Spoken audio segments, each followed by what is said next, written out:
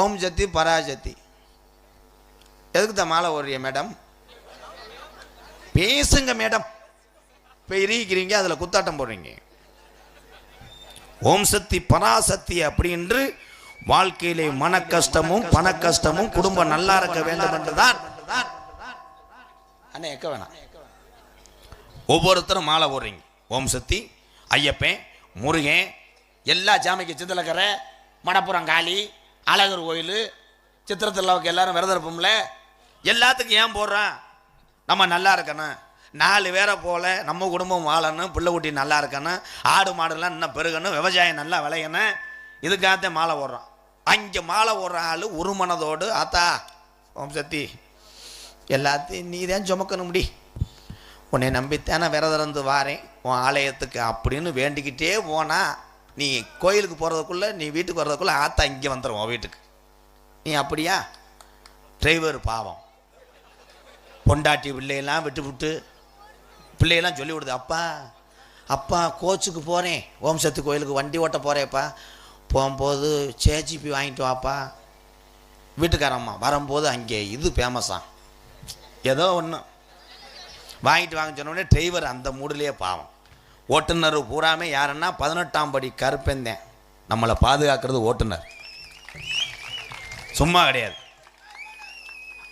அந்த ஓட்டுநர் நல்லா கவனிச்சு பாருங்க.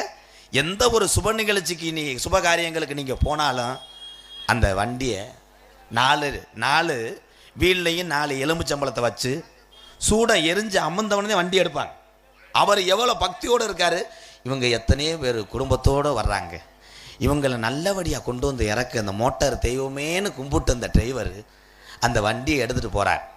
எடுத்துகிட்டு போகும்போது பாட்டு பாடுறார், மாரியம்மா எங்கள் மாரியம்மா உன்னை வணங்குகின்றோம் கருமாரியம்மா. எங்கே?